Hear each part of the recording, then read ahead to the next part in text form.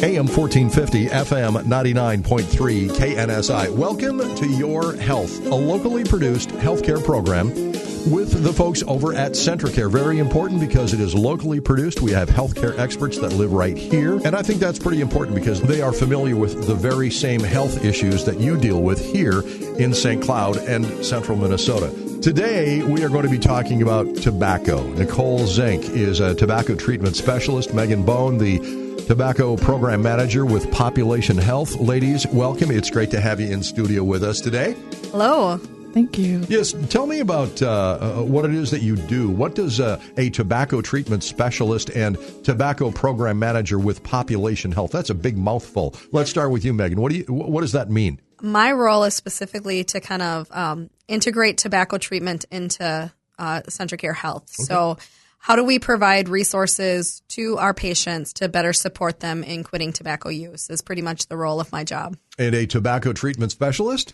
My role is to help smokers become non-smokers. All right, ladies, how's business? You know, it's actually been pretty good. Yeah, it's been steady, hasn't it? It has been steady. You know, in the state of Minnesota, we have about a 13.8% tobacco use rate, but in the CentraCare service area, we have about a 19% tobacco use rate. So as many patients as we can get in to see our tobacco treatment specialist, the better that we know our long-term health outcomes are going to be for our communities at large. Tobacco and nicotine itself is highly addictive, and so kind of you try it once and you get sucked in for life is kind of that thing that rings true. And so it is a hard thing. It becomes a part of who you are and a part of your life, and it's a hard habit to break. It surely is, and they're not making it any easier at all.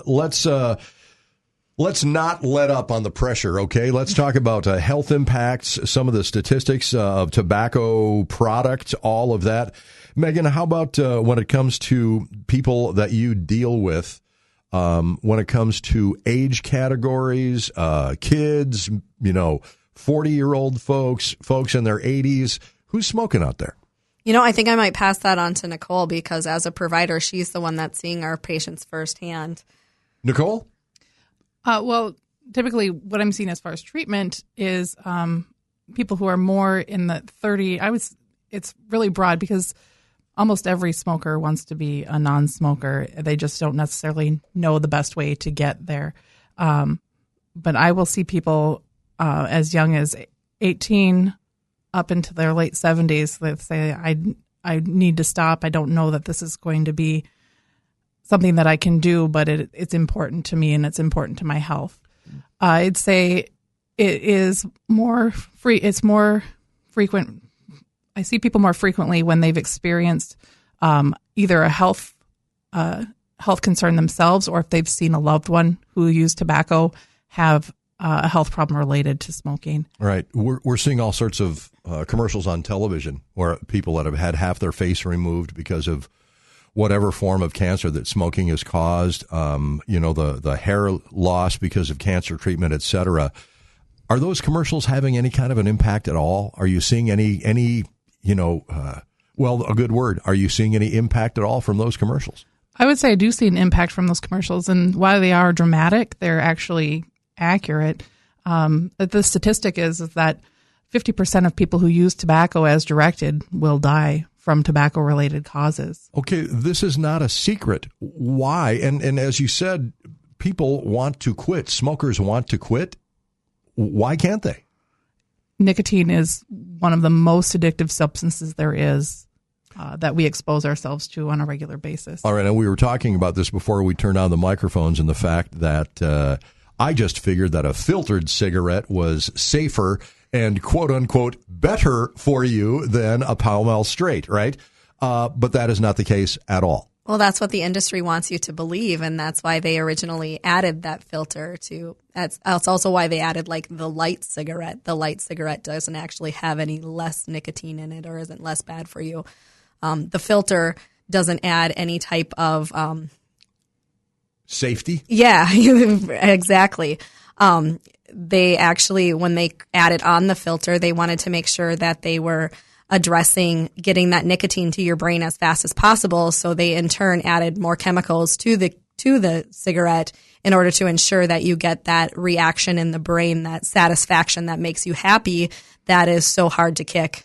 Well, what are those chemicals? What's in a cigarette? We know that there's a lot of toxins in cigarettes. There's formaldehyde. There's acetyl. I can't even read it. One of those long, deadly names. It is, yeah. Metallic particles, acrolein, and it's not strictly the cigarette that has these chemicals. It's actually in the tobacco. They add it to the tobacco. These are additives that they put in, but the act of combustion. So the burning of the cigarette is part of the reason that they become so dangerous, because it releases the chemicals. I think my favorite thing is when I get to go out in the community and talk to kids. When you talk to them, you're like, would you eat rat poisoning? Well, it's in a cigarette. Would you put that in your body? No. How about like a piece of metal? My wedding ring, some nickel, things like that. Would you eat that? And they're like, no, not at all. It's like, well, why would you smoke it then? Because ultimately, that's what you're smoking, is those types of chemicals. What kind of reaction do you get? Yeah, to eating it? Or just putting it in your body in general when you talk to these kids. Right. Oh, they think it's insane. They think it's crazy.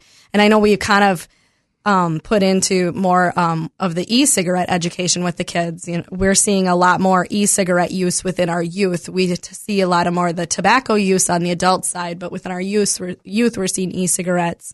11th graders in Minnesota, 19.2 of them had tried e-cigarettes in the last 90 days when we did the Minnesota student survey most recently, which is a huge, scary number. What was the number? 19.2% of Minnesota 11th graders had tried e-cigarettes in the last 90 days. Oh, I'm sorry, last 30 days. I stand corrected. Ladies, I'd like to talk a little bit about the health impacts of tobacco products. So let's just kind of back up just a little bit. Yeah. If you could sit down and talk with the people that are starting to smoke before they ever have that first drag. Why is smoking so bad? What does it do? It takes 4 seconds for the nicotine signal to hit your brain, and it activates the nicotine receptors in your brain, and they essentially bloom. So there becomes more of them.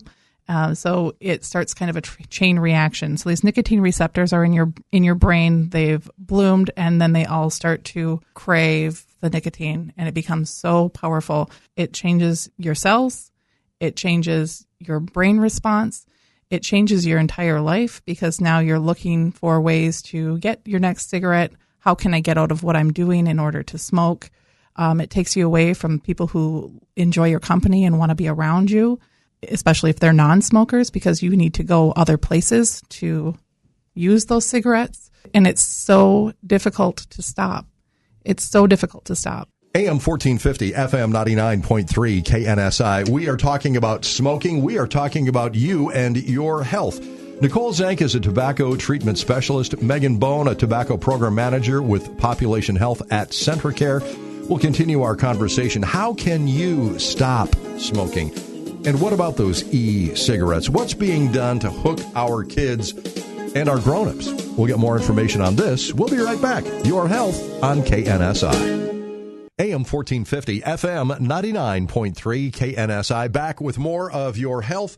Nicole Zenk is a tobacco treatment specialist. Meghan Bown, a tobacco program manager with Population Health. When it comes to adults versus kids, what are the latest numbers out there? I happened to look up the e-cigarette information this morning, and this was a survey that was just done last month. They interviewed 3,691 people, and they noticed that the rate of use in 18 to 24-year-olds was about 65%, which was much higher. The next demographic was about 62%, and then over 50 was less than 40%. They also noticed that people who had never smoked cigarettes were more likely to start using nicotine through an electronic device like an e-cig, and that women were also using e-cigs more often than men. Additionally, they found that 66% of the people who were using e-cigarettes were using flavored e-juice. Well, there's also studies that show that when you use a menthol cigarette, it has kind of a cooling sensation to your throat, which makes the harsh flavor different. But then also it adds another level of addiction that you do also get addicted not only to the nicotine, but also that cooling sensation. Crave the cool, sure. Yep, exactly. Isn't that the slogan? I think so. Crave the cool, yeah. It could be. It could very well be. That's my $1 million idea right there. What about e-cigs. I'm amazed that we can have in 1964 a Surgeon General's warning that smoking is bad for you, and then 55 years later we are trying to introduce additional tobacco products for people to use, kids to use, and we're giving them really cool names, Dragon's Breath, et cetera, et cetera. What's the story there? Well, the FDA has actually called e-cig use in teens an epidemic, and that was in 2016. It's just become more public now with our latest Surgeon General than it did in 2016. What's in that stuff? We actually don't really know. A lot of the studies that are coming out about e-cigarettes are actually not coming out of the United States. They're coming out of Europe. In the United States, they're actually not regulated at all, so anything could be put in there. The only regulations that they have is that they have to come in a child safety bottle so that it can't be easily opened by a child. And that only came into effect about 3 years ago in 2016. Well, it used to just be they could put them in any dropper they wanted. Sure. So you would just be able to like pop the top off and then you'd have a cool flavor like rainbow unicorn, and then the kid would see it and find an interest. So we were experiencing some poisoning in young children due to that. But even now we're seeing poisoning to young children because of the nicotine overdoses. They can say that the products don't have nicotine in them, talking about the regulations, but what we found on studies that have been deemed as zero nicotine, they're still seeing levels of nicotine in them. They're just not disclosing that or nicotine in there. It's really neat that the bathrooms in the high schools have gotten so nice and fruity smelling, isn't it? Mm-hmm. Yeah, some That's districts. an air freshener, right? Well, some districts actually have locks on their bathroom doors and they're only allowed to go in at a certain time right now because the use in our schools has gotten so high. It's actually really scary. It is not an air freshener, folks. I'm being somewhat facetious. It is not an air freshener. It's e-cigs. And be suspicious if your child comes home with a bunch of scented candles. They may be experimenting. Using that to cover up the scent of I just love them, Mom, Dad. Mm-hmm. I just love the smell of this pine-scented candle or whatever. I hate to undercut our kids because they are just kids. They are so trusting, right? So gullible, so naive that nobody would ever do something like this to intentionally hurt me. But that's exactly what's going on. I think part of the problem is, too, that there's no immediate health risk when you're – I don't mean that there is no risk. It's not evident. You don't see anything bad happening when you start using these so things. the first time I tried to smoke a cigarette, right, it was a Salem. I puked, right? That does not happen when you're vaping. It could still happen if the nicotine level's high enough. Yeah, but what I'm saying is, it's a lovely fruity flavor, and the kids are just... Well, they're super customizable. It's an electronic device. It's very techy. You can get very small ones. They're easy to hide and hard to detect. They look like USB drives. Everybody wants to get away with something when they're a teen. Sure. Yeah, exactly right. Pull the wool over mom and dad's eyes. It's the sport of teens. There's no doubt. So again, how serious is the use of vaping and e-cigarettes when it comes to our kids? A lot of times what we're finding is that, and it's changing up with the Juul. The Juul is actually not it's not a vape liquid. It's actually called an e-salt. So it's a different item of nicotine that's being exposed, where in a lot of the e-pens and mods, you can kind of mix different things to put in there or whatever, and they're putting more than just nicotine in them as well, which is another issue.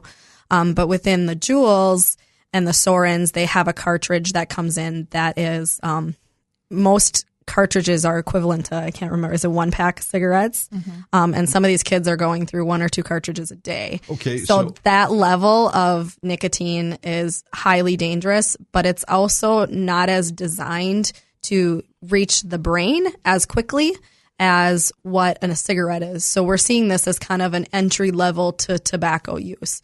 So how they're saying adults use e-cigarettes to quit, what we're seeing here is kids are using e-cigarettes to start. Okay, what about the impact of a child in school that is, vaping or whatever, when it comes to concentration and ability to think and reason and take a test and learn? Well, if they're going through nicotine withdrawal, they're going to have a big problem trying to concentrate on a test because they are not going to be able to focus on anything except that desire to fill those nicotine receptors again. Is nicotine withdrawal the same as, golly, I need a cigarette? Yeah, that's nicotine. That's it right there. Yep. Okay. So feeling jittery, feeling on edge, being irritable. Sometimes people will get headaches. Just, you don't feel good. Hard to take a test if you're feeling that way. Hard to concentrate, hard to learn. AM 1450, FM 99.3, KNSI. Meghan Bown is a tobacco program manager with Population Health at CentraCare. Nicole Zenk, a tobacco treatment specialist. She is up next. We're going to talk about ways that you can stop smoking. Nobody likes a quitter, so we're going to stop smoking instead. AM 1450, FM 99.3, KNSI. You are listening to Your Health. We'll be right back. AM 1450, FM 99.3, KNSI. Your Health with Nicole Zenk and Meghan Bown. We're talking about cigarettes. We're talking about e-cigarettes, the impact on our kids and on us grown-ups. Important question, Nicole, as a tobacco treatment specialist, what can people do to stop smoking? Come and see me. It's highly customizable. There's no right or wrong way to become tobacco-free, and it's really a journey. It's an individualized journey. You're not going to tie me down in a chair, beat me with a rubber hose, tell me how awful I am? No, I'm not even going to yell at you. I won't. She won't even tell you that the day you come in to see her is the day that you quit, because there's a lot of prep that needs to lead up to that day of working together to get there. Let's talk about that. What kind of prep? Well, we want to talk about things that we can do to change up your daily routine so that the focus is not on when am I getting my next cigarette. We want to talk about things we need to do to modify your lifestyle and get rid of things that you don't need anymore because you're not going to be a smoker, like ashtrays and lighters, cleaning out your vehicle and making that a smoke-free zone. There's steps that we take to start to reduce our use before we actually make that step to tobacco freedom. The other thing we'll do is we will discuss the different types of treatment aids that we can use to help you become tobacco free. Yeah, what's available out there? There's a couple different options. People are very familiar with nicotine patches and nicotine gum. There's nicotine lozenges. Those can be used and can be very effective. Every once in a while, you get a unicorn who will go cold turkey and be successful at being tobacco free. Pretty few and far between, though, huh? It's very rare and it's very difficult. Yeah. Usually I'll hear people say, well, I tried to quit cold turkey. And I said, well, how long did that last you? And they say, about 2 or 3 days. Yeah. It's very difficult, but it can be done. And then there's medication options as well that we utilize. Most frequently, people have heard of a medication called Chantix, which was specifically designed to help people become tobacco-free. It's a little unique in that it doesn't interact with any other medications, which is almost unheard of.